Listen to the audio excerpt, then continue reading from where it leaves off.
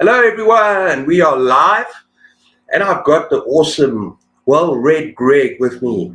He is possibly the most true definition of an eclectic reader that you're ever going to find anywhere. And yeah, I love his channel. It's entertaining, it's informing, and yeah, welcome to the show, Greg. Oh, thank you so much. How are you doing? Glad to be here. How are you doing? It's pretty good. It's Yeah, here in Virginia. It's very muggy down here. muggy. Muggy. I described it as it's like walking into a waterless shower when you step outside. I get that. It's like sometimes here in the middle of summer when you take a shower and you walk out and you're immediately sweating. That kind of muggy. It's Yeah. Now if people are watching, I have on my phone. I can't see comments, so when I look Yeah, over this direction, I'm actually looking at comments. Yeah, You're there. I'm gonna be showing comments regularly. Oh, cool. I'm just gonna wait for a few to pitch up. We've already got about 5, and then we're gonna say hello to everyone. But Greg, tell us a little bit about your background. I haven't asked this question yet for anyone. How long have you been doing BookTube, and why BookTube? And yeah, your kind of background in terms of talking about books. What happened is, I'll start with the background on BookTube. Is that it was late in 2020, I think, and I just finished reading a book called J.R. by William Gaddis. It is a postmodern novel, and I really loved it, but it's complicated. So I started searching the internet trying to get more information about this novel. And I came across a channel that was talking about it. And I'm going, that's really kind of fun to sit and watch people talk about books, because I'd never really discovered it before. Definitely fun. And I watched it for a while. And at this time, it was 2020, so it was the height of COVID. We were working from home full time. And I decided it was April. I did it in the beginning of May of 2021. I just decided, why not do my own channel? So you look down and I have this first video, like a April wrap-up video that I did from 2021. So, and that if you go back, you can see me in my old home when I was living in Washington State. Okay. So if I go into your channel, I can look at your archives and just change your videos from old to new and see your oldest videos. That's right. Yeah. Yeah. So that's been so much fun. I mean, and over the years, at the time I was still working, so I didn't put out as much as I do now because the day job gets in the way and all that kind of stuff. Yeah. No, absolutely. And in terms of, okay, I know we're going to talk about horror later. We want to talk about horror. Oh, but sure.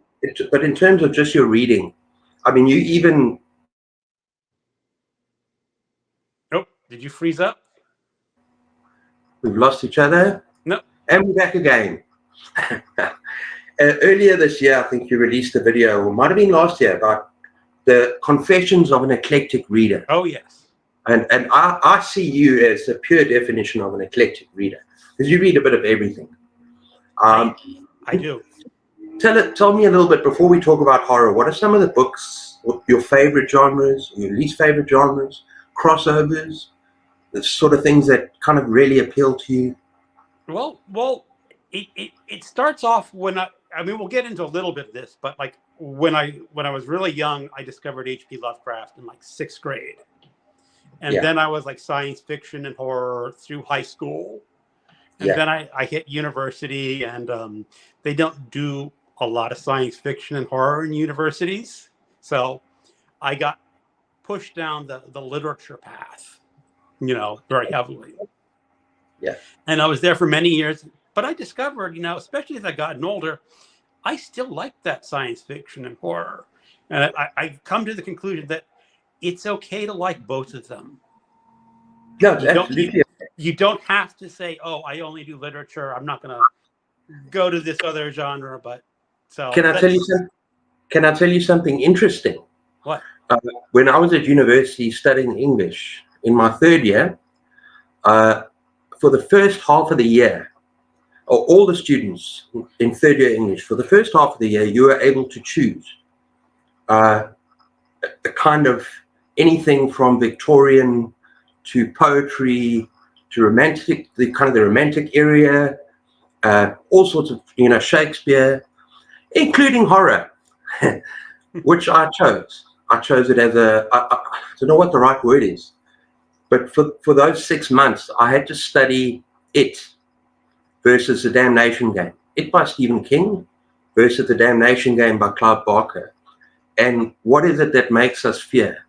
And how do these two authors show fear in a different light? And I just thought that was fascinating. You wouldn't normally associate that with literature or with university. I mean, that's the one thing I actually thought about this a bit, is that if you were a student, even sociology or literature, you can read these old classic horror books. I just picked out like the Rats from James Herbert. And that's actually a study of what the temperament, or not temperament, the feelings of society were at the time, because they mirrored what you felt. And you could absolutely do a study of that, saying this is how people viewed the world through the genre, because he was popular enough that a lot of people were digging what he was saying. Yeah. And even though you don't say it's great literature, it's still a mirror of the times, and that's absolutely worthwhile if you want to do a paper on that at university. Absolutely. Can we say hello to everyone quickly? Yes. Okay, so we're going back. Oh, we've got a lot of messages here. Okay. Hello, Cats. Good morning. Hello, Cat. Good evening. Good evening for me. Hello, my friend, Bad. Hey, Bad. Good afternoon and evening. I'm so happy to be here supporting my very good friends. And I'm sure Anita is also here. Hi, Anita. Hello, William. Greetings. Hello, William. Hello to my wife. My biggest fan.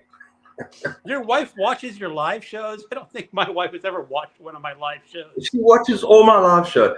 She spends so much time chatting with the other people in the group here, so it's actually hilarious. Okay.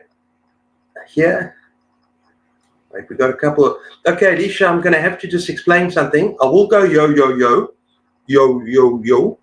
but I damaged my shoulder. I fell, so I can't do it with the normal enthusiasm that I do it for you. So I'm sorry. Okay. Hello, cats. Hey, Alicia. Greg joined BookTube because Puppy's cat told him to. Pip wasn't alive at the time when I joined BookTube. Well, one of your cats told you. Could be. Bad, my friend. Oh, yo, Alice. Alicia, sorry. Okay, hello, Anita. How's my beautiful friend doing? Okay, this is just everyone talking to each other. Hi, Kat and Alice. Let's give Greg a tough time and make jokes.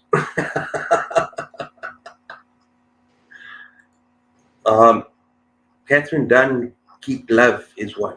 Okay, I don't know what's going on there. I love horror. I'm horror and will always be here for horror. Doing great, my dear friend. Hope you are too. I consider both Stephen King and Clive Barker literary writers. That's interesting. Well, I think Stephen King has become a literary writer. I think he's evolved. I think he's evolved. I think he started off as what people would say a genre writer, as a horror writer. But I think he's evolved as he's got older, and I don't think he sticks to genres anymore. I think he writes literature. If you read a book like 11/22/63, for me, that's just a book of incredible literature. Greg? Yeah, well, I don't know if he's... The thing is, the idea of literature is expanding, especially from when I was growing up, and studying that, as I said, people are a lot more willing to accept these genre writers as great writers. Now, Yeah. like Raymond Chandler was breaking in. He wrote the Philip Marlowe mysteries, but they're actually very well done books. As good as a lot of the other people writing at this time. So I'm glad that you can now pick up these books and study them at university. There's someone commenting in one of my videos who is a literary, professor, and he just got in permission to teach a course in like old mysteries or something like that. It was like, I'm thinking, wouldn't that be great? I had a little bit of that when I was at university. Yeah. I had a class in science fiction. Oh, wow. Science fiction story. So it was getting acceptable. Yeah. But you got to remember when I was in university, it was back in 89, 87, 88. So Stephen King was still very much being considered a horror author, not a right author at all. At that time, he was still writing horror fiction. But yeah, just an amazing experience to study him at university together with Clive Barker on the nature of fear. And that was probably my highest mark in all of English, in all my years of studying English before I became a teacher. I got 88% for that particular thing. That's cool. So just study what you enjoy. Okay, let's keep going. Christopher, good morning. Hey, Christopher. And then we've got a new channel I've just discovered, the book thing. Evening. And self-esteem, Nikhil. I agree with Kat, more horror, sci-fi, and university, please. Good to see you, Nikhil. Yep, cool. I'm going to be chatting to him next week. He's got an amazing channel. That is rad. Anita's a wonderful friend to have you. Oh, sorry, not next week, the week after. He's a wonderful friend to have you in the chat. Oh, wait, yeah, I missed one. My husband doesn't watch my live shows either, Greg. That's okay. I'm just lucky. I've got a special wife, my biggest fan. I don't watch my wife's channel much either, so it's all right. I still need to read the book In the Flesh. Oh, yes, you do. Very good. And bad, Yeah, it's no, wait, pretty bad. Not In the Flesh. That was Tender of the Flesh. Never mind. Yeah, no, Tender of the Flesh is cannibalistic. And also Holly. Yep. Yeah. And Off Season by Jack Ketchum. Oh, Off Season is brilliant. But that is if you really, really want to be terrified. That's not for everyone. Okay. Do you guys do research on what is the top 10 most disturbing books? Oh, we might chat about disturbing books later. I don't pay much attention with the top 10 disturbing. I mean, I'm never really disturbed when I'm reading a book. The only thing that kind of disturbs me is nonfiction sometimes. Yeah. Especially when you're talking about current events and what's going on in the world, and then I'm more miffed than anything in fiction. Yeah. No, I agree with you. I think the only fiction book that disturbed me, it doesn't mean I enjoyed it that much, but some of the scenes at the end really, really disturbed me, and actually my wife will agree that I didn't behave very well after that, was American Psycho. Psycho. That was a difficult read at the end. It was difficult. With the rat, and just the detached way, the cold way he was describing his actions, and that really got to me for some reason. Yeah, I'm not a big fan of American Psycho. No, I'm not. I gave it 3 stars, but I just found that particular part of the book and just how graphic it was, it really shook me. Yeah, see, my problem with the book is that he always was talking about people's clothing and the brands that they're wearing. Yeah. And it's like when you're reading a book and there's foreign languages inserted in the book. Yeah. And they don't translate it. That it's something that you have to skip over. Yeah. And honestly, I could not tell one suit manufacturer from another Yeah. if, I'm the same. if my I'm the life same. depended on it. I'm the same. I don't give two hoots about fashion at all. I know nothing about fashion. I'm the same as you. The whole brand name thing just really put me up the wrong way. Okay, there are some literary writers who are considered great that I don't particularly enjoy reading. I think it's the same with me as well. My wife does not watch my videos either. I'm starting Off Season by Jack Ketchum on audio and physical today night. Yum yum. Oh, Oh, I think you'll enjoy it, Brad. I think she will. I think I'm going to get a Boxer message sometime before it's done about what she's finding in that book. Well, actually, I hope she lets me know as well, because I want to know how she feels about that book. It was pretty insane. Yeah. Okay, are we done there? So tell me a little bit about horror. And when did you first start reading horror? What got you into horror? Maybe the first book that you read? And why? And also why? Most importantly, why do you like horror?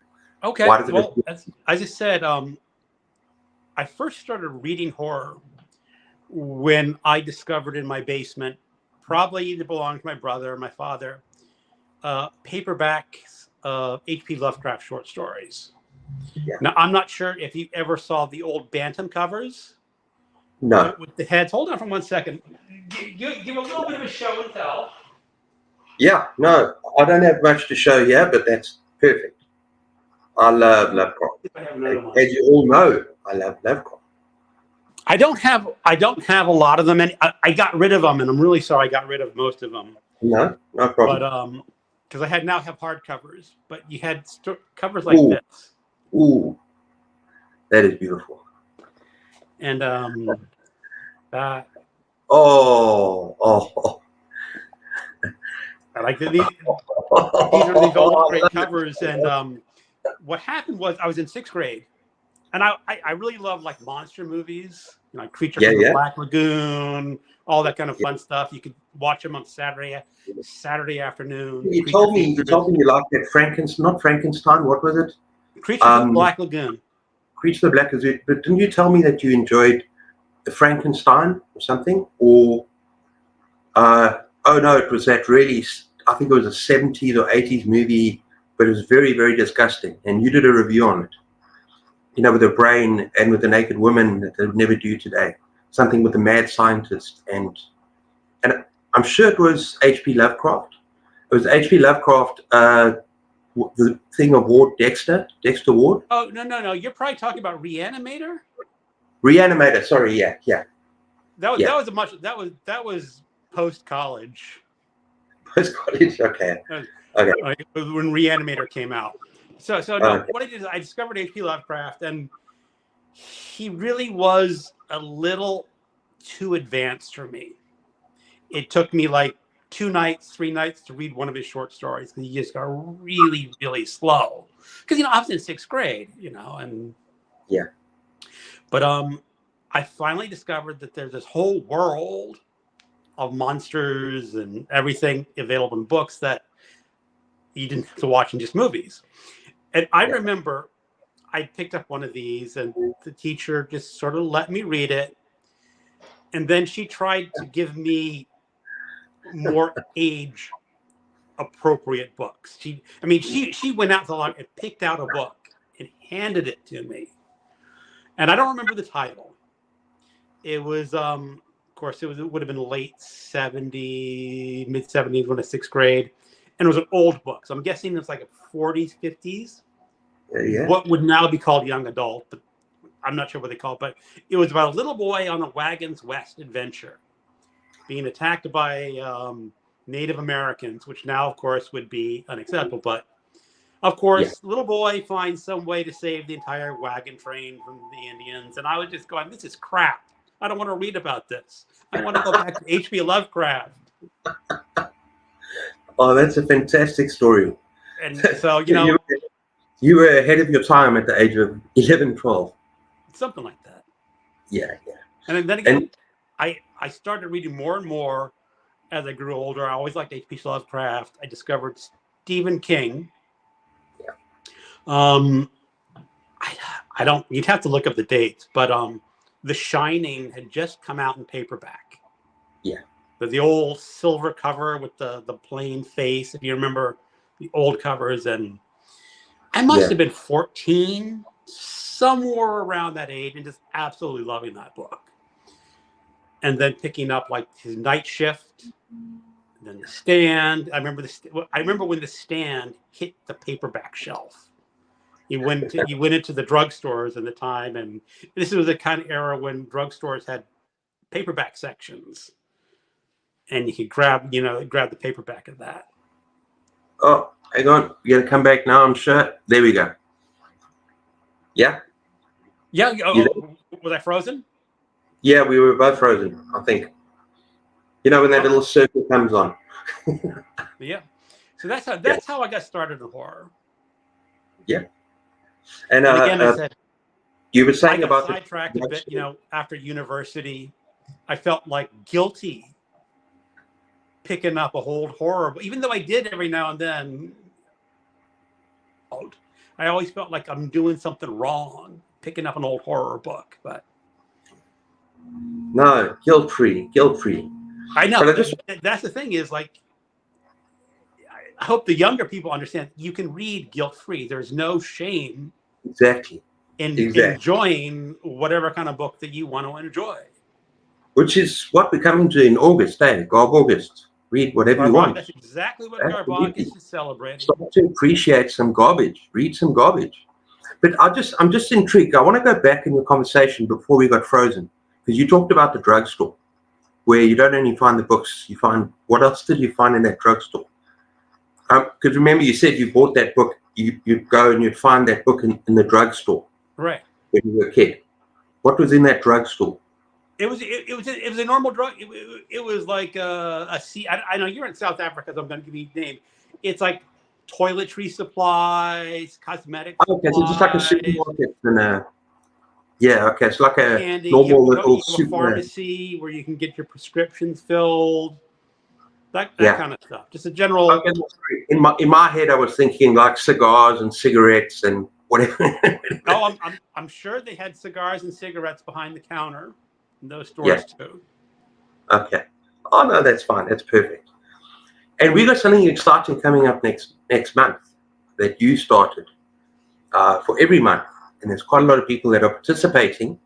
I'm looking forward to the first book next month, and that is 70s horror. 70s horror. Do you want to tell us about that quickly?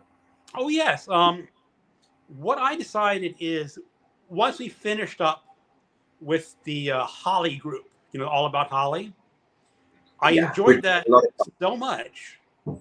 I wanted to continue, but I did not want to continue with just one author. Yeah. And I said, well, what's an era that I really like? And I really like a lot of the 70s horror novels. So I decided, why not start a group? Hold on for 1 second.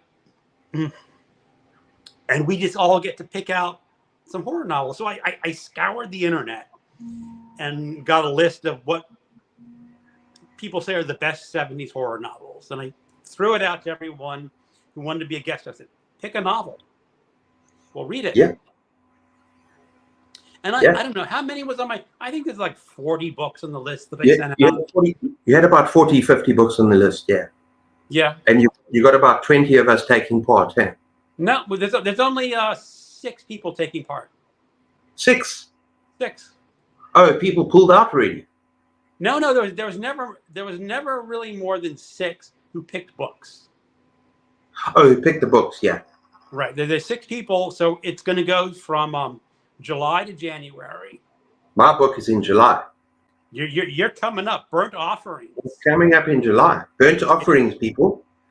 And what's kind of cool is Burnt Offerings was published, I think, in 71, somewhere around there. And it's a haunted house story. Yeah. And we're going to end in January with 1979 and a haunted house story. Excellent.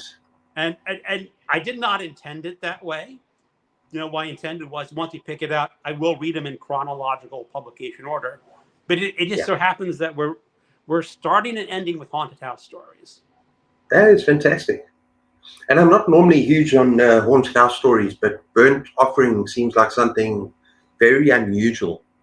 What I read the premise, it's got something about an old lady in the house, and they have to feed her and after her, something like that. It sounds very creepy. It sounds really kind of creepy. I mean, the premise is there's a couple living in New York City.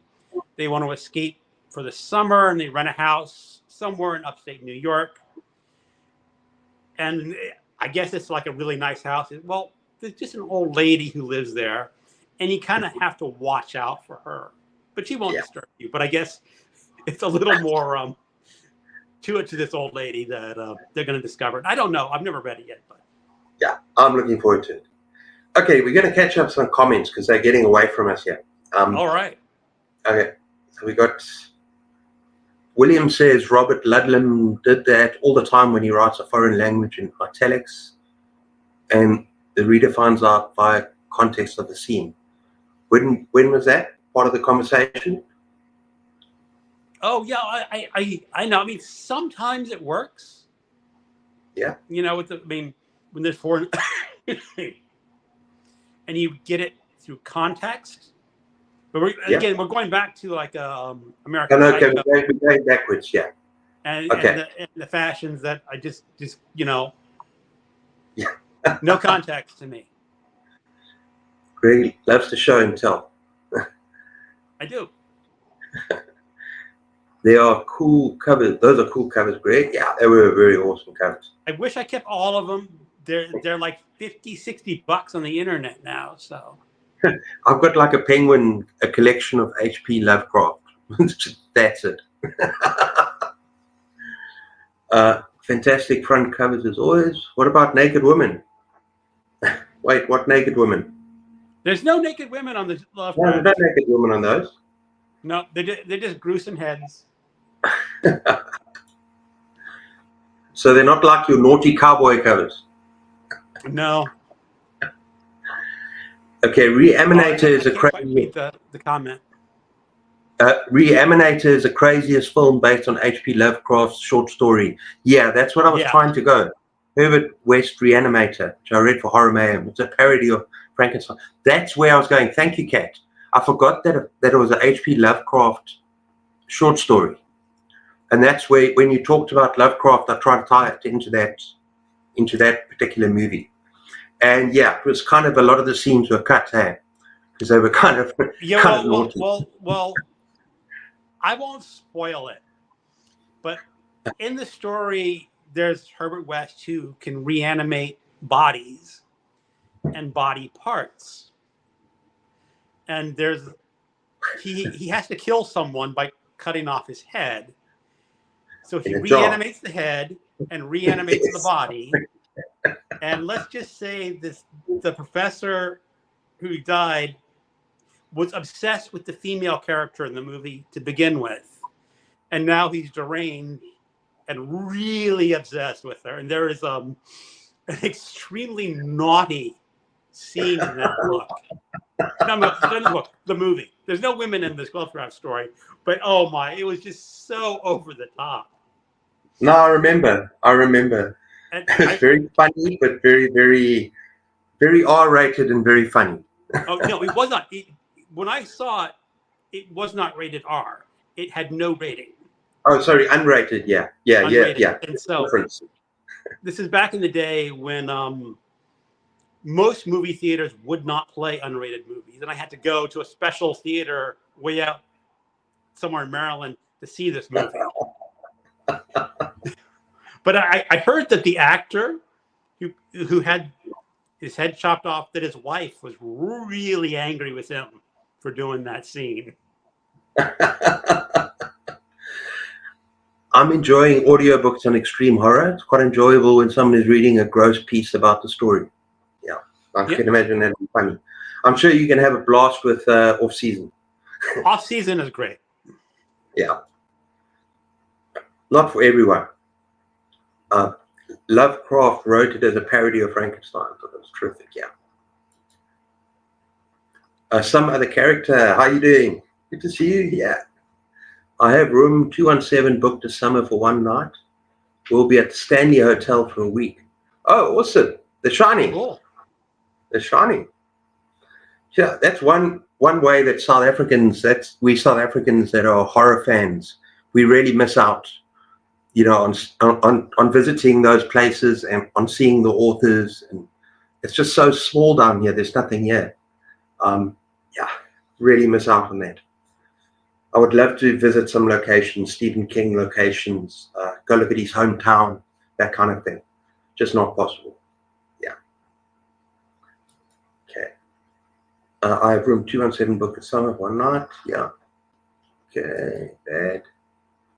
Classic 70s horror. I'll be buying Cliff's Pick soon. Yes. I remember cheesy romance books on magazine racks in supermarkets growing up. Oh, yeah. Yeah. Look, then they call them like airport books, like really cheesy stuff that they sell at airports, like I do. Yeah. Well, the old drugstore, I mean, you really were just getting the top popular books at the drugstores. Although I remember one of the drugstores near my high school had a killer animal book. And I've been trying to find it. I believe it was about killer cockroaches or killer beetles or something. The typical. But I remember that the first sentence, the first word of the book was a swear word. They did the F word in dialogue. Blank, someone said.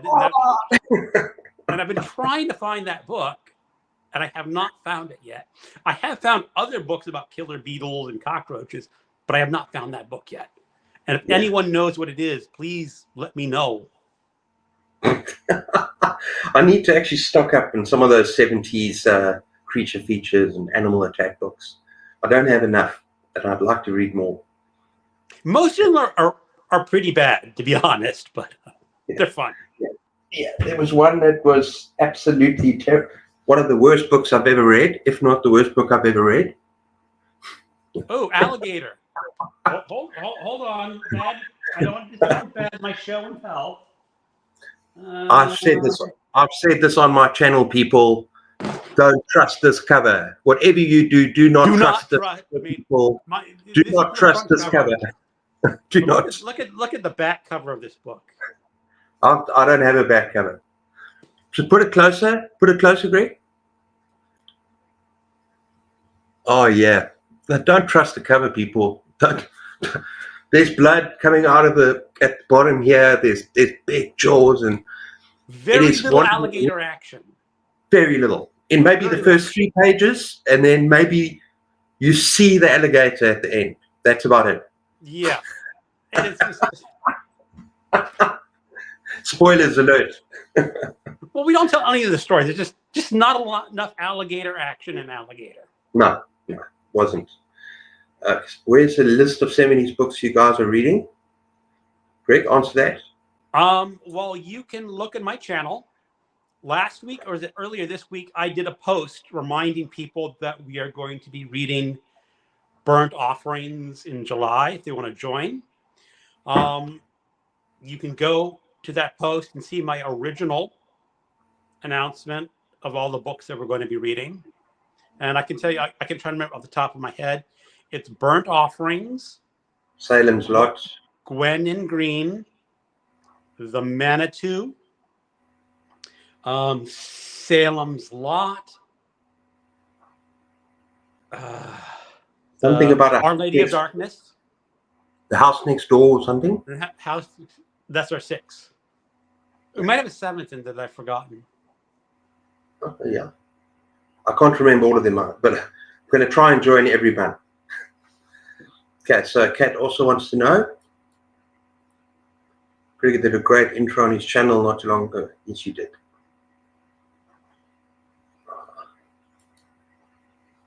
Awesome. Some other channel. Oh, hope you All Heads enjoy. Turn Hunt goes by. by Farris. Oh, yes. Yes. I've actually got that one.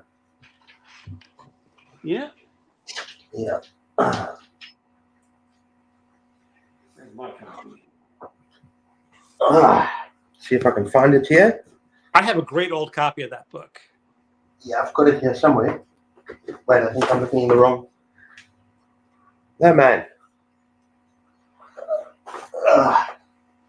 Okay, I'll give up. I'll try and find it another All time. right. Yeah. Yeah, too many books down there. I'm not going to look. Yeah. Oh, that's a beautiful cover. It is. I don't have that copy. No.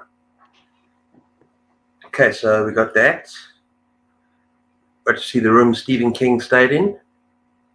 Oh, yeah, sorry. So that's a Shining Hotel. I would love to go to that hotel, to stay in that hotel, just to be there.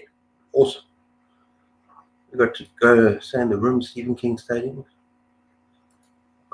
Okay, maybe Alligator was a much better clip. Yeah, I don't believe it was. I don't even know it was based on that book. Yeah, I didn't know that there was a movie on that particular book. It would have been pretty dire, I can imagine. I remember a movie called Alligator, but I just think it was another movie or story about an alligator. Or I know the one you're talking about. It's like piranhas, alligator. Mm-hmm. Okay. I love when you both show old paperbacks. Thanks, Bag. Gotta go. I'm afraid I'll catch up later. Adieu. Goodbye. Goodbye. Okay, wait, what's this? Silent Lot, my favorite King novel. Well, join us in October. Yeah. I'll be dressing as a 70s fashion for the event. Bad's disco horror reviews. Are you going to put the black hair on in there?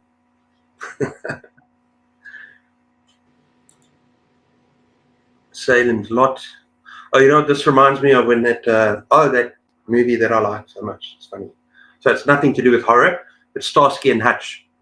You know, with the 70s look. Oh, yeah, I remember. Yeah. Vaguely remember Starsky and Hutch. Salem Lot pick. First vampire book review. I'm not sure if it's based on the book Alligator. I don't think it is. Okay. I have my whole family going. It should be a good time going on YouTube when we are in it. Are you doing a video when you were there? So you guys are doing. I'll look out for that. Okay. Should. Yeah. I loved that TV show. It was great. Yeah. Starsky and Hutch. Okay. Another thing I wanted to ask. What are you reading at the moment? I know that sometimes you have, and we can talk about audio books, and you have like sometimes 2, 3, 4 books going on at the same time. I don't know how you do it, but well, it's because you have audio books, right? Right. Well, there's always an audiobook going, and there's always either a digital book or a paperback book going. Sometimes I read more than one book at once. I don't like it. I find it can be very distracting. Now, one of I am doing it now because I'm reading Ulysses by James Joyce, which is, of course, the famous classic novel. And that's a book that you really, at least I could not read more than an hour a day. It just, your brain would start falling apart. Right? What? It's huge. It's huge. It's 650 pages long, something like that. So not a super huge book. But just dense. It's just very dense. It's sometimes turns into gibberish.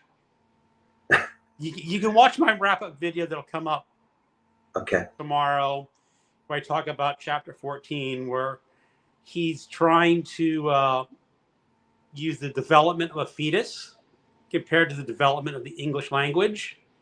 And you have very early forms of English progressing more and more towards modern English. And it's just a hot mess.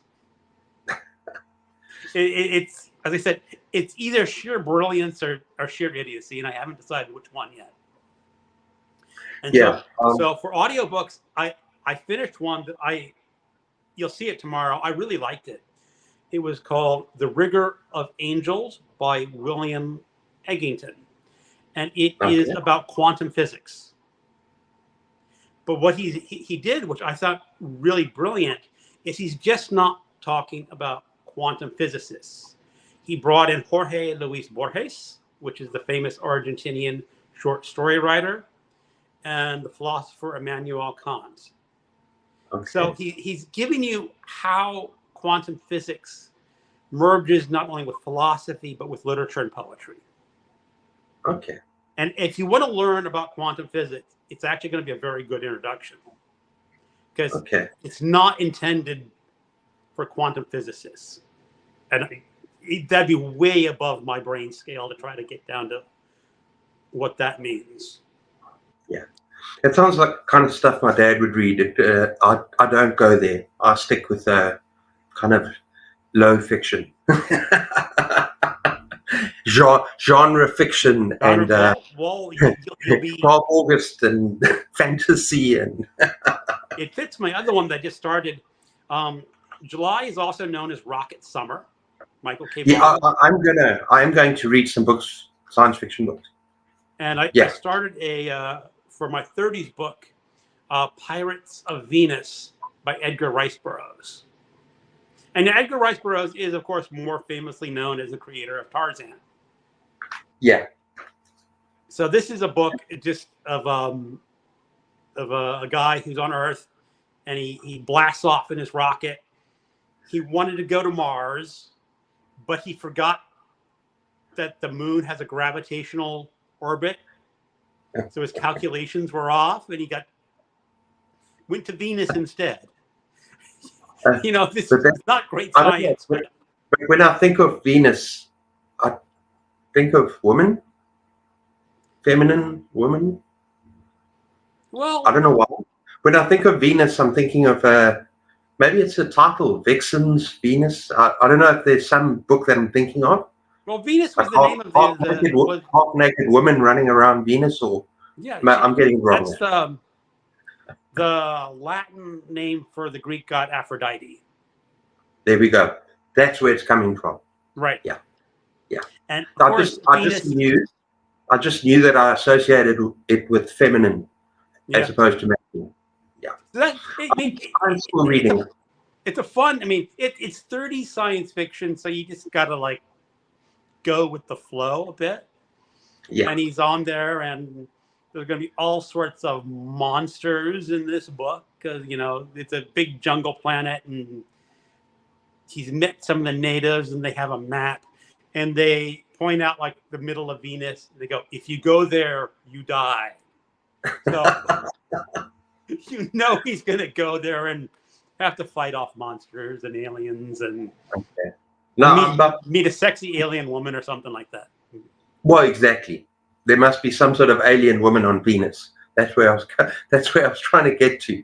You see those book covers with half-naked women, with those adventure stories. Yep.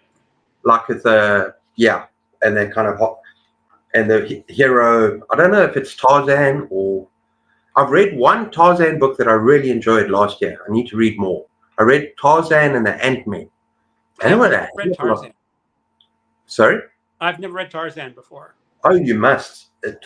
I've only read the one, and I suppose I should try and read them in order, but it was a hell of a lot of fun. Just so well written. And in fact, this year was a new one for me as well, because I read, terrible cover, Sherlock Holmes. Oh, I love Sherlock. That's the original Doyle, right? I read the first Sherlock Holmes. What's it called? Study in Scarlet. Yeah, and I loved it. So I'm broadening my horizons just a little bit. And this month, I've had a bad reading month, to be honest. I'm not going to go into excuses, but I'm enjoying it. I'm really enjoying it. So I've got about 50, 70 pages left. The Haunted Mesa, Louis L'Amour. This is going to be on my channel tomorrow. Cool. Just to finish off, what is it called? The Western one? June on the Range. Now, June on the Range, yeah. I understand Haunted Mesa really isn't a Western. It's Well, more a little Native bit. American Indian. Come on, a little bit. A little bit. Look, the prompt was to read a Louis L'Amour, right? Right. Yeah. So I'm reading a Louis L'Amour. There you go. And I'm loving it. I'm really enjoying it. My problem at the moment, but I'll tell you tomorrow, is that it's taking too long. It's taking too long to get to this point. They build a lot of tension, but I'm like on page 70, 80, and it's like the other side. There's almost this other side, if you can remember, like a third world and fourth world, so it's almost a science fiction feel as well. Right. And it takes too long to get to the point. Even though it's a very good book, it takes too long to actually, like, I'm waiting for him to, like, come on, without giving any spoilers away, come on, do the thing already. Hurry up. I'm waiting. So it kind of builds tension too long for this book.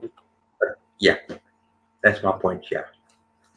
No, I read a couple other Louis L'Amours last year or the year before that are really actually very good. He can be a very good storyteller, but he also wrote so many books that I felt a lot of them that I tried were just pumped out. That he's just getting that book done. Yeah. So he just doesn't get there. Yeah. Okay, we got some comments here. I can only read a book at a time because I end up. Oh, I actually wanted to say that as well. If I read two books at the same time, one will be a short story collection, one will be a novel. So almost always I will have a short story collection that I've not finished, and then I'll dip into from time to time. That won't get in the way of reading a novel. Right. That works really. Also, when you do two books at once, it helps that they're not similar. Like, don't try to read two science fiction novels at the same time or two horror novels because they're going to bleed into each other. Yeah. Like if you were to read like two, like Salem's Lot and They Thirst by Robert R. McCammon at the same time, it would just it'd be fighting each other. Yeah, or like trying to read The Stand or Swan Song. Right. Same thing. Don't do that. Yeah. Okay. I can only read a book at a time because I end up not going back to the book that I started it. Yeah. And the book again, please, Gareth. Oh, is Gareth here at the party? Gareth? Was he here? Did I miss him? Is he talking to me? Or is Gareth in the chat room? Yeah, that's what I'm looking for. I'm seeing if sorry, Constance, is that Cliff or Greg? Okay. Yeah, have to be a bit, but nice to see you, Constance. I hear great things on Tarzan. Yeah, it's a lot of fun. I've heard that the first Tarzan book is really not like the rest of the Tarzan books. Yeah. And then another thing, the writer does get quite misogynist. I suppose that's the right word. No, he was a typical racist of his time. I don't know enough about him. Yeah. To know if he was truly a mean-spirited sort of racist, or if he just sort of went with the flow of the time. Yeah. That's something Michael K. Vaughan can answer. That's something I can't answer. Yeah. Love the Holmes book and stories too. Read Pye's short story Murders in the Rue Morgue. Oh, yes. I was stunned by the similarities. Okay. Vanessa. Hi, guys. Hello. Hi, Vanessa. Welcome. Okay. Have either of you read Sherlock Holmes and the Servants of Hell? It's Holmes meet Hellraiser. Ooh, I've never heard of that. Thanks for bringing it to my attention. I'm going to. Thanks, Alicia. I'm actually going to go and look it up. That's going to go on my TBR because that sounds like fun. Yeah. Well, there's going to be a Holmes event either in February or December, I think we're going to redo. We're due. Last year we did Holmes is Where the Heart Is for February, and we want to do another Sherlock Holmes event where everyone reads Sherlock Holmes, and one of the prompts is going to, I'm sure, to be reading a Sherlock Holmes pastiche book. Now, what I have a couple over. Tashtish. That means it's Sherlock Holmes character written by someone other than Arthur Conan Doyle. Okay. It's just someone borrowing the character. That could be interesting. I read a really good one. Hold on, I should show you if I can find them. They're really good. Here they are. He likes to go shopping every now and then. Well, it's fun. This is Sherlock Holmes and the 7% Solution. The 7% solution. If you remember, I don't know if you ever got in the second book, you learned that Sherlock Holmes is addicted to cocaine. I do learn that, yeah. And probably deductive reasoning. Right. And later stories, it says that Watson helped Sherlock Holmes get over his cocaine addiction. And this is a book that actually tells that story. Yeah. And okay. It also features Sigmund Freud as a character. Oh, wow. That's good. But this one is one I want to get to. This is Sherlock Holmes and the West End horror, where Sherlock Holmes goes up against Jack the Ripper. Ooh. Yes. I actually have two books. There's another book. It's in my shelf where it's a very common pastiche because Jack the Ripper was active, when the stories of Sherlock Holmes were at the heyday. So that should be good. So it's always good to know in some of these readathons that are not horror, that you always have horror options if you look far enough. Eh? You do. Yes, you do. So together with Servants of Hell, I'm going to look for that, yeah. Where it's Sherlock Holmes in War of the Worlds. Sorry, I'm just doing this because my wife is asleep. The War of the Worlds. H.G. Wells' book, War of the Worlds? I've seen War of the Worlds, yeah. This is what happens if Sherlock Holmes was there when the Martians invaded. Okay. So I've got some good options there. You do. You can actually have some fun with that. So you say it's in February? It may be in December this year. I'm not positive. Hasn't been decided. Yeah. December's my birthday coming, so I'll look them up. Okay, let's look at some other questions. That's a great idea in a short story. Thank you, guys. What short story? I lost train of thought. I don't. Okay, maybe. Yeah. I can read multiple books at a time, but they cannot be similar. So I must read a non-fiction, adult fiction, middle grade. Try and make sure, yeah. It's okay, I've got it. I traveled back in time to when he said, "The Rigors of Angels." Oh, by William Egginton. Okay. That was the book I was describing about the physics. Oh, okay. Yeah. I think even if it's low physics, it still probably will go over my head. It's not. I mean, it's not the first quantum physics books I read, so I have a little bit of background. Yeah. But it's a very good introduction because it's a piece of science that you should at least be familiar with and understand the basics of like what Heisenberg does with his uncertainty and why we don't know what happens until you measure it. And there's an observer. It's some of it is still over my head, but it's good. Okay. Yeah. Maths and science at school were never my strong point. He keeps the math out of this book because I would get lost if he tried to do math too. Okay, what we got here is apparently I'm a three 3 books at a time lately. 1 audio, 1 paper, 1 smut. I'm trying to save my smut for Garblewurst. I don't read too much smut. I know you do, Greg.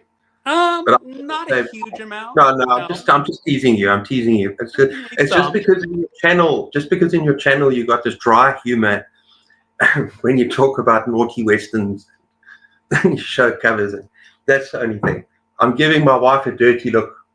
But she's here now. But you know what I mean. I'm just teasing you. I know. I don't hardly read anything. In fact, I've actually inherited a copy of 50 Shades of Grey. No, I have not even attempted to read from the previous owner, and we're kind of keeping it as a pleasure, just in case maybe in Garblewurst I'd like to read it one day, but I don't think so. I don't think I'll ever read anything like it. I don't mind some of these kind of monster smut sci-fi things, but something that's truly garbage for me is something like 50 Shades of Grey, where it's just S&M and there's no redeeming qualities for me. Maybe I'm wrong. Maybe someone can tell me if I'm wrong. I've never read them, so I can't say. Well, exactly. Yeah, I haven't read it, so I shouldn't judge, but it just doesn't seem like the kind of book that I would ever read.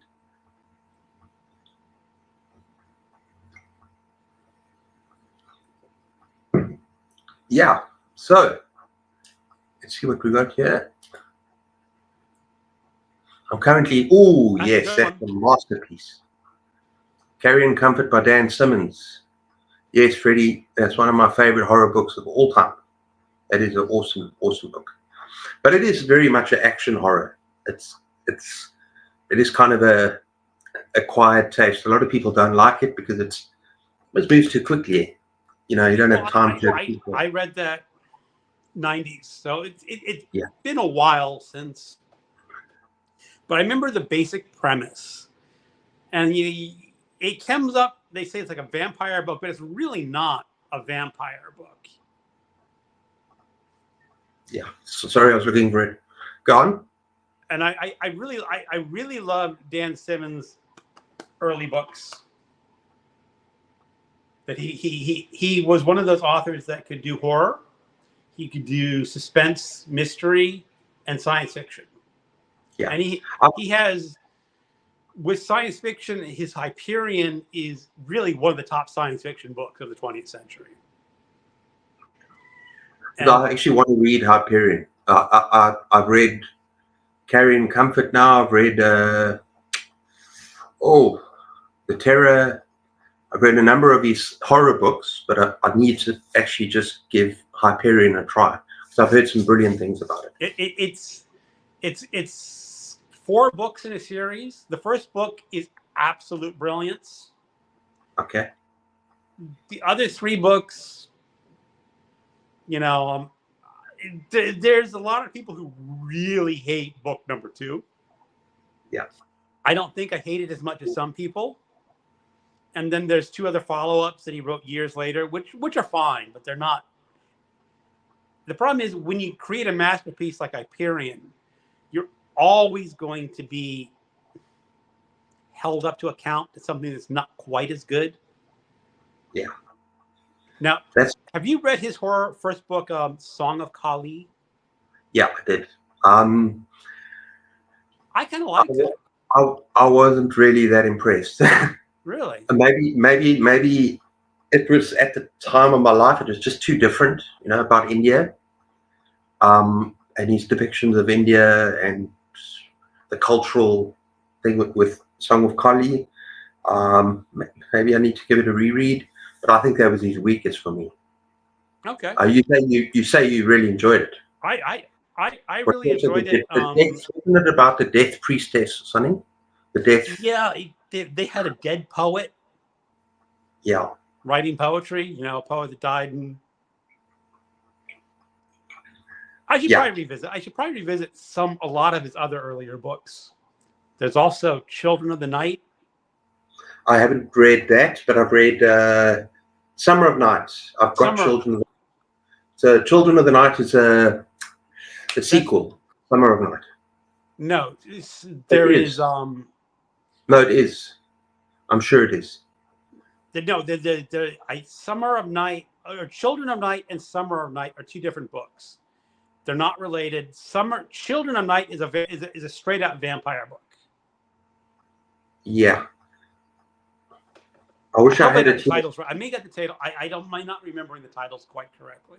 Yeah, I'm pretty sure that there was a sequel to Summer of Night. There was. I've never read it. And it was called Children of the Night. Maybe. I've got it, but I might be wrong. It's just someone in the background Google this and put it in the comments. Yeah, please do that. We got Carry and Comfort was a great talking point there. I'm going to have you guys buddy read a smut book with me. Okay, Bad.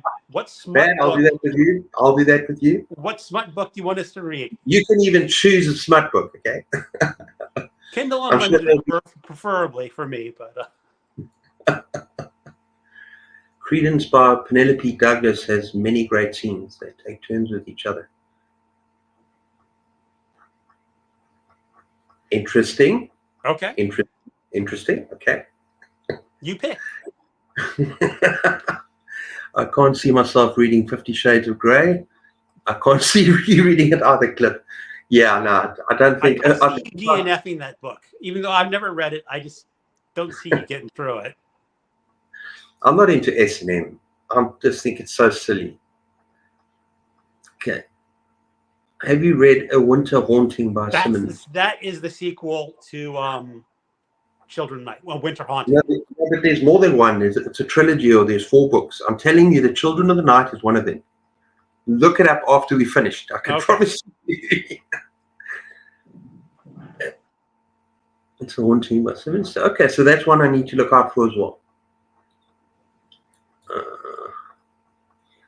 I like to read smut every now and then. Not so much though. I love horror too much. To be fair, I think sometimes you combine the two.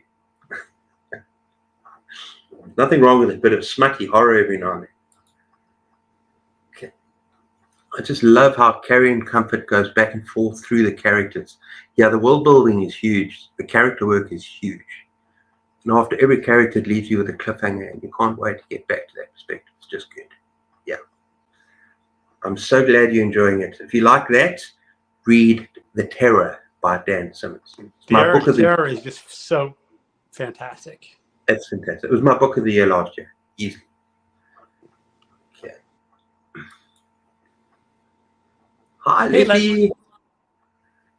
Thanks for dropping in. If you want smut and horror, read Bentley Little's books. You'll have to tell me, have you read any Bentley Little? I have read 1 or 2 Bentley Little, and I was not hugely impressed with the ones that I read. But he had a huge reputation, and he's written dozens of books. And every book that he reads is the something, the house, the store, the whatever. Yeah. I've heard, but Leslie, if you have a truly good Bentley Little that you would suggest that's like his top book, put it in the comments so I can at least get it on my Kindle sale watch list. Yeah, because I actually want to read Bentley Little because I've heard the store is very, very good. Not the auctioneer. That's a wrong author. It's the auctioneer. The auctioneer is a paperback from hell by a woman. Yeah, I heard that's absolutely brilliant. It was good. I got that on Kindle. It was pretty good. Yeah. So I still need to read Bentley Little. So Leslie, put a suggestion there. I'll get it on Kindle as well. Me too. Yeah. Okay. Oh, no, we're done there. So what else are we going to talk about with 70s horror? I know that I had a couple of things jotted down here. Okay. Just some maybe recommendations that you have for me. And I also thought about a video that I would like to make one day is to look at crossovers. Like we've been talking about it a little bit. Like crossovers. We've been talking about crossover fiction. I mean, you've been giving me some excellent suggestions for Sherlock Holmes, crossing over with science fiction and horror. And I don't know, wondering if you got any other. I've got for rocket scientists next month. I know that I've got a couple of books on my Kindle I want to read. War of the Worlds, which I haven't read yet, and like War of the Worlds.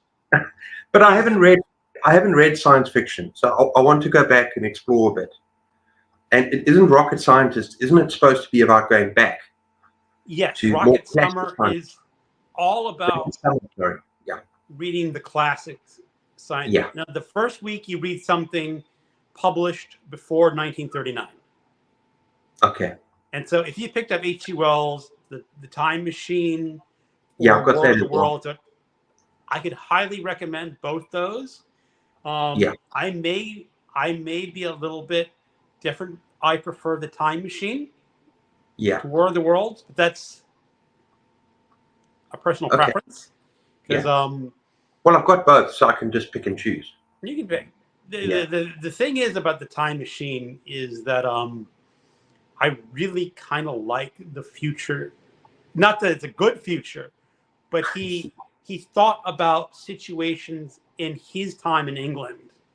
Yeah. The problems, and he extrapolates that into what we like in 100,000 years or whatever. Yeah. Yeah. Okay. And that's what I really like. Yeah. No, look, I mean, I'm open to suggestions because I mean, there's one science fiction book, it's a modern book, the author of The Martian, and I've heard it mentioned over and over and over again on BookTube. It's the author of The Martian, Andy Weir, yeah. Martian, and it's called Project Hail Mary. Project Hail Mary, yeah. I mean, I've heard that it is absolutely stunning. Have you read it? I have been avoiding Andy Weir. Okay. I just don't. I think he's very much of like a Hollywood influenced sort of author. Okay. Like he kind of writes for the with the one eye to the movie version when he's getting his books. Okay. I did. Someone was it Brandy the Book Eclectic mentioned that Audible had a free audiobook of his short stories, and she says, "Okay, you have to read this one story because I would truly appreciate it." And I truly appreciate it. It was a really good short story because it sort of fit my life. And once I got to the end, I'm going, oh man, that was so. It's not really a science fiction story, but it was just fantastic. And some of his other stories in there were just typical. Yeah, I was just told by booktubers that Project Hail Mary in particular is such a fantastic novel. And it's not just that it's fantastic, that it's for someone who's new to science fiction, anyone can enjoy it. The storyline and the plot and the way that it's kind of unfolds is that anyone, whether you read science fiction or not, can love it. And so that's why it's on my radar. It's just got such high recommendations. But yeah, I definitely want to get to it eventually. So we'll see. Well, in that vein, I am going to recommend Dark Matter by Blake Crouch. Yeah, I've heard that as well. It sort of fits in after reading The Rigor of Angels because it is about quantum physics. And one of the theories of quantum physics is that whenever you make a choice, that choice happens simultaneously. So, So if one choice, I come up and drink this cup, and another choice, I didn't drink it. So now there are two universes. One where I drank my last sip of tea, and one where I still had that tea left to drink. Two universes. And maybe three universes. One where the drink inside your cup is different. Absolutely. But this is about a guy's involved in quantum physics, and he creates a method where he can hop between different worlds. Now, some of the worlds, like where I have tea and there are no tea, there's really not a whole big difference. Okay. But there's another world where you go out for a morning walk and there's a shooter and I'm dead. Right? So the problem is that this guy, I won't get too much into the detail, but there's a problem where his family got separated and he wants to get his family back. So he's trying to hop between different worlds where the difference is very minor, where it's just cup of Okay. tea. And he can't quite get there and has to make some, different choices where, okay, it's my wife, but just not quite the same. That sort of deal. Oh, so that sounds very interesting. And you say that's Blake Crouch. Blake Crouch, Dark Matter. I read it in one day. I was on vacation in Mexico. I picked up my Kindle and just started reading. And by the time I got off the beach in the afternoon, I was done reading the book. Oh wow. Okay. That's all. I have to put that on my radar because I have heard about dark matter. Yeah. And it's a very good light science fiction story. Yeah. Yeah. Yeah. Haunted in the Store. Yeah. Bentley Okay. Little. Yeah. Thank you. I'll put those both on and see if Have you not anyone read? come up for sale. Have you not read The Store? I have Because not. that seems to be his most popular one, as far as I know. Don't tell me that, Leslie. I have a couple of Bentley Little I want to read. These are the two I have on my list to read. Okay. Yeah, these books are fun, but not literary works of art. You always throw some weird smut in each one. Okay. I love Project Hail Mary. Yeah, heard really good things about it. I'm going to get it, definitely. Well, my dear friends, I have to go now. It was so fun to see you again, my friend Cliff. It was great that you attended my live stream back. Thank you. Tell Anita bye for me and take care until next time I see you. And don't forget to Vox me. Okay. And I'm glad you mentioned it, Glenn, so I won't be, what the hell? Oh, that's about the smut. Okay. Super strange. I don't read smut. I often find it annoying and misplaced in a book, especially in horror books. I totally agree. And that's why I actually go to these kind of monster, vampire, Twilight kind of love story smut books. You know what I mean? The sexy vampire sort of. Yeah. I don't do sexy vampires. Do you agree? No. Although there was one vampire book that I read a few years ago. It was about an horror author who's writing about sexy vampires, but there were actual real non-sexy vampires out there. Oh, okay. And it has one of the best covers of all time. Let's see if I can find this cover. Gone shopping again. Oh, of course. Well, you know. No, I must find it. I love your covers. Okay.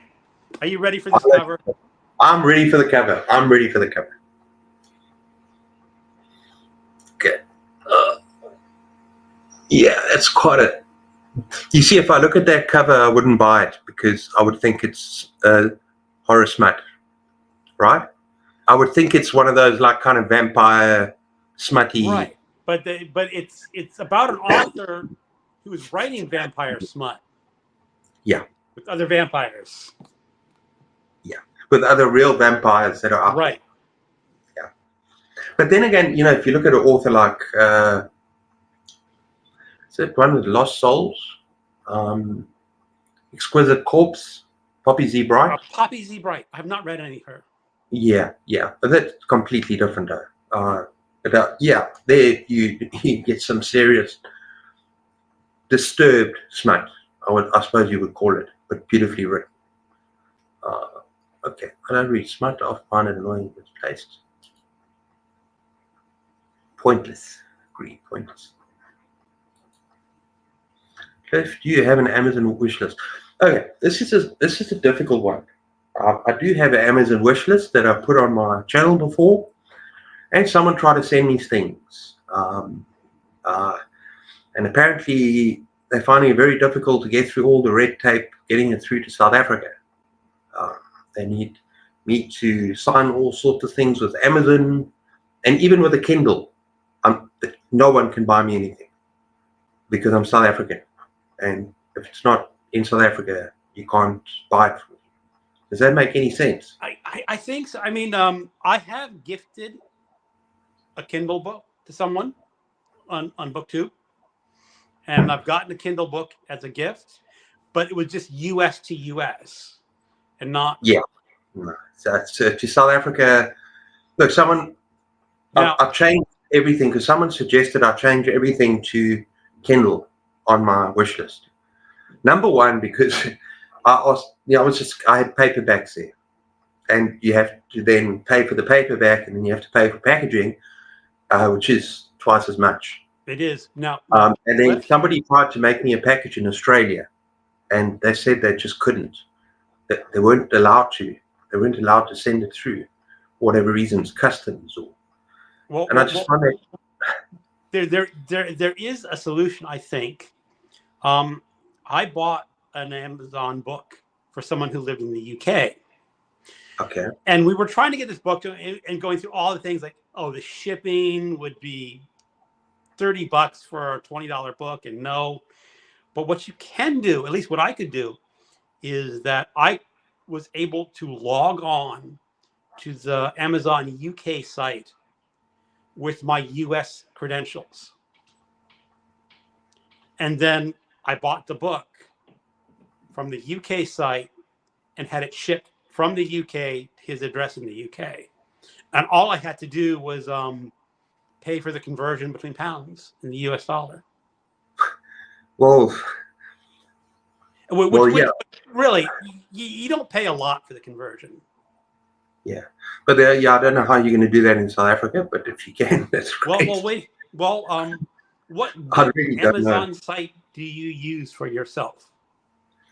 I actually think it's a normal American Amazon site. Oh, because on the, I actually don't know. I need to check that. I haven't really given it that much thought because it wasn't really something that I was going to just do. You know what I mean? Somebody actually said they want to send me something, so that's why I put a list together quickly and just put it there. But I know that there is a South African Amazon site, and I've looked at the books there, and none of the books are in Amazon South Africa. Yeah, so I don't know if you'll be able to do that. I don't know. Obviously, crazy. I don't visit the South African Amazon site very often. I've never visited there's nothing in the Amazon South Africa site that I looked at. Mm.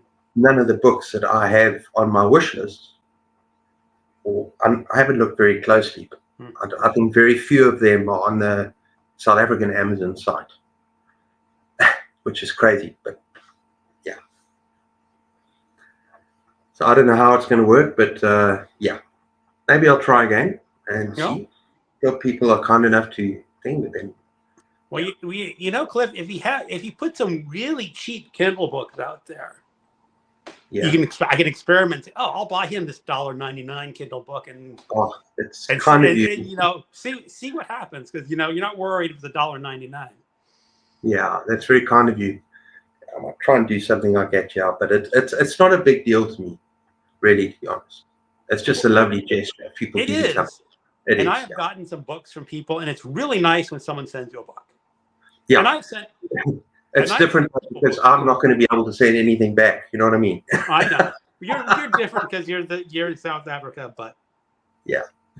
My thing is that there are some booktubers out there who are actually really struggling financially. Yeah. And the thing is, like they said, can I buy this book this month, or do I have to see what my budget is at the end of the month? For me, it'd be really nice to get a book from someone, but I would much rather see you buy this person who's struggling get the free book. Because I'm doing well enough, I can just go out and buy it. It's nice to get gifts, but it's also nice to help people who are struggling. So that's why I don't post like Patreon or my wish list, because I'd rather people help those more in need than me. Yeah, no, absolutely. And it's like I would love to. It is very difficult being on this side of the world, because it's frustrating for so many reasons now. Okay, glad someone would agree with me. Richard Lehman. Oh yes. So Richard Lehman, I mean, he is Runaway Train was the first time I've seen it. Yeah. I think some of Richard Lehman's books are absolute. They're hysterical and they're really funny.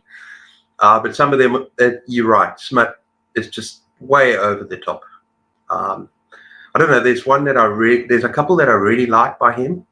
There's one that I really like. Lots of smut, but the story itself is great. It's an Underground Lair, Midnight's Lair. That's it. Midnight's Lair. Yes, I have that one. It's a fun book. But then there's a couple by him that are really, really bad. The night is dark, or the night is, I don't know. But yeah, all Lehman's characters seems to lose their clothes from time to time. Well, all the time, run around naked, screaming. And yeah, everyone seems to be looking at everyone else's rump or breast, something. So it's really funny. I went through a phase where I read like a dozen or so Richard Lehman books, and like you said, you're chuckling because he's so obsessed, like a teenage boy. Yeah. No, it's funny, and I love this other channel on BookTube. Crits Read. I've actually had her on my channel. I've had her live. Secrets Read, and the 1 month we both watched. We both read Midnight's Lair, and we both enjoyed it. She enjoyed that one, and we thought, oh yeah, Richard Lehman, even though he's a very the male gaze thing is just ridiculous. And now she's read a couple of books by him that she could not stand. They were just wrong on every single level, and myself as well. So I'm going to give him a couple more chances. I don't know if I was just lucky with Midnight's Lair, but all right, Cliff. 2 suggestions for Richard Lehman. The Cellar. I heard that it is terrible. Actually, it's an earlier book. It's very graphic. And I'll look into it. Another friend of mine, Michael Wurtenberg, says that it is the worst book ever. Really? Put him off completely. It put him off because he just said it's absolute just torture porn. He said it's got no redeeming qualities whatsoever.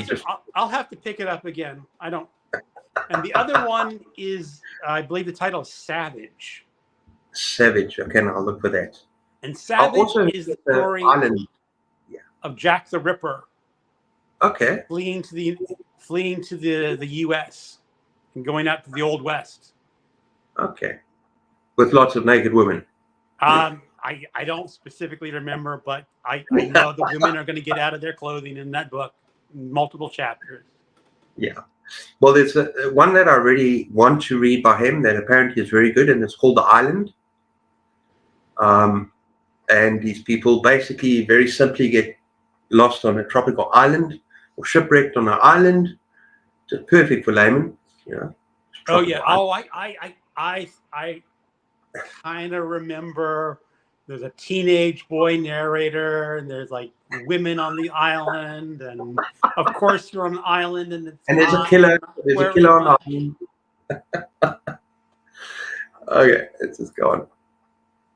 I couldn't get through Lost Souls. I thought it was pretty bad. That's Poppy Z. Bright. Poppy Z. Bright. I quite enjoyed it. I enjoyed that one. But I actually want to read Exquisite Corpse. But yeah, she's a quiet taste. Poppy Z. Bright. Okay. I read my first property right during Horror. It's called Calcutta, Lord of Nerves. Disturbing and graphic. Okay. Well, darn it. Is that layman? What? I guess it would cost $1 million to send a book to you. Oh, that's about sending it to you. Oh, don't stress, Cat. Leslie. Still care about you guys. Don't stress. I'd love to send you an email. Oh, it's very sweet, Leslie.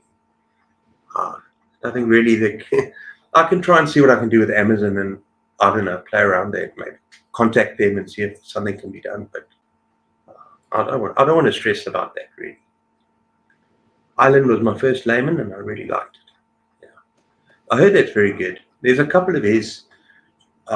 Who's the other person that I watch? Someone else that I watch that really enjoys Richard Layman, and she reviews them. Cliff, can you just give me a second? Oh no, no problem. Yeah, no problem. I would send you all the books, Cliff. You deserve. Oh, okay. That is so sweet. Thank you. But really, guys, I'll see what I can do. But that's fine. That's okay. We got an awesome secondhand bookshop, and I find a lot of awesome stuff there. So it's okay, really, to be fair. I just want to see, because we've been going for nearly an hour and a half now. So probably going to say goodbye soon. So if you guys have got any other comments, let me know. Yeah, and then we're probably going to say goodbye. Let's just see what's happening here.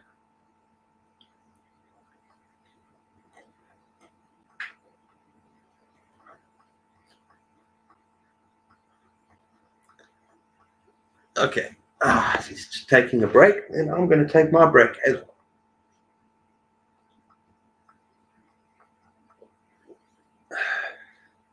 well. But guys, thanks for so many of you tuning in today. Tonight, I think it's morning with you where you guys are. But yeah, you guys are awesome. All my regular people, wonderful.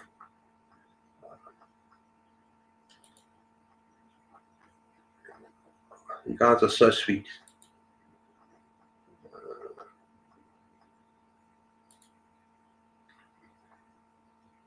Yeah, I don't know if it'll take $1 million. But that's the problem as well. It's just so ridiculously expensive. Because when I looked at my wish list, when I had the books on, it really was double the price of the books to even package it and send it here. And then I still even have no idea how you're going to get it through to me. So it's just absolutely crazy. Oh, yes, Slime Slashes loves Layman. Yes, she does. But there's someone else as well, not Horror Sickness. Lydia. I don't know if you know Lydia. Lydia from Typical Books. That's it. Lydia from Typical Books. Loves Layman. Have you asked your bookstore if they can order you books? I actually haven't, because I think it might be just as expensive for that to happen as well. You're good. Okay. Okay. I've already said that I'm going to get all the books. And then, good. Oh yeah, Kelsey at Slime Slashes loves Layman. I said Lydia did as well. Have you asked your used bookstore? Yeah, don't really. You can order them, but then it's paying a freaking fortune. I had to actually order my wife for my birthday, Greg, Swan Song. The first time she got it for my birthday. Right. She ordered it from the UK. To have it shipped here, I don't even want to know what she spent. And then guess what? I lent it out to one of my friends. Did I ever see it back again? No. Never lend books. No, never going to do it again. And basically, so what happens is she did it the second time.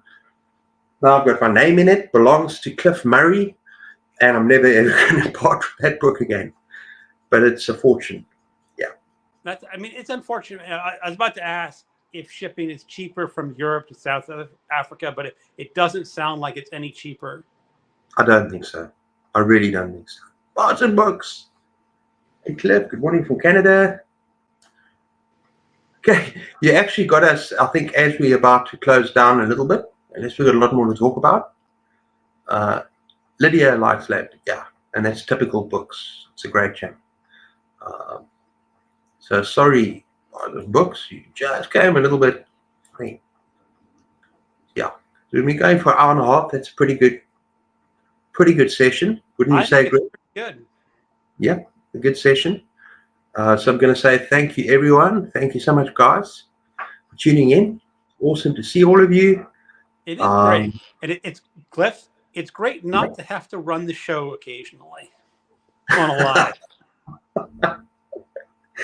Yeah, I might start doing it like once every 2 weeks. Well, no, I'll still do it once a week. But yeah, I've got to find enough people to interview. That's the problem. But I suppose there's no shortage really. But Greg, it was an absolute honor having you on the show. I love hearing. I absolutely had a blast this Sunday afternoon. Yeah, I love hearing you talk books. You know, even when it's quantum physics or something a little bit more higher than what I'm used to. But I love hearing you talk books, and you just got such a sense of humor. Yeah, we had a lot of fun. I really enjoyed this. So guys, yeah. Good for Even Star. Bye. Hope you guys all have a wonderful day. And thanks for tuning in. It was great chatting to all of you. So we're both going to say cheers now. All right. And 3, 2, Goodbye. 1. Goodbye. Okay, not yet.